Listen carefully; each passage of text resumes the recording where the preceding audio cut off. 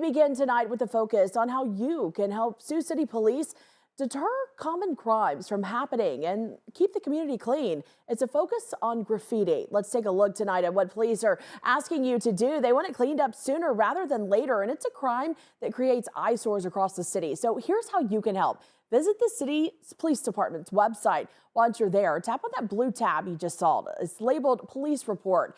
That link will take you to a page where you can report finding graffiti, a location, and a possible person responsible. There's an option also listed where you can upload a picture or even video of the graffiti. Police say it is important to make a report so they can work to get it removed as soon as possible. KTV's Gabriela Quinones has a closer look in tonight's top story.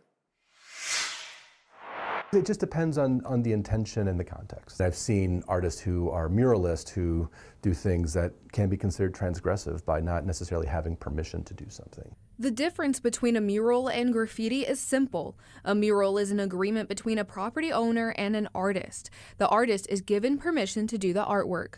Graffiti is done without permission, oftentimes done at night or to make some sort of statement. Always consider intention when looking at different kinds of creative expressions. You've seen a lot of four-letter words painted at other places, which you kind of understand those intentions. Other times the intention might be very good, but the execution might not be exactly how people intended it to be. The labor it takes to complete murals also differs from graffiti. For example, the mural of the ladies on 7th Street in Sioux City took months to complete because of planning, sketching, and the actual time to paint a hyper-realistic piece of art. It almost looks like a photograph. That time that goes into it is, kind of covering the square footage of the wall, but also getting the skin tones right, getting the hair color right, getting the eye color right, all of that. Graffiti can be done in a matter of minutes. It can be as simple as a couple of lines or a few words. Many graffiti artists will tag their space. This is an identifying marker or signature of the same artist. The intention could be simply showcasing the absurdity of the location.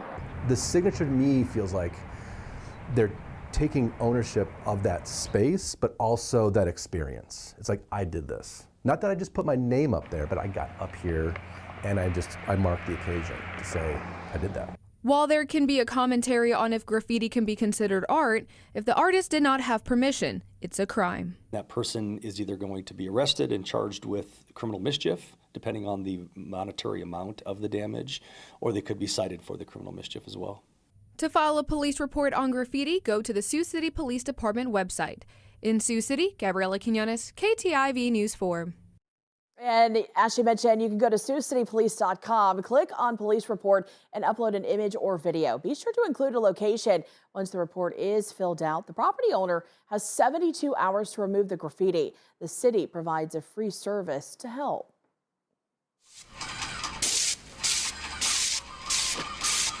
City crews use a pressure washer soda blasting technique to wash the paint off, and they also have equipment that allows for paint matching. So first they'll color match the wall, mix up the paint to get an exact match, then start spraying the color.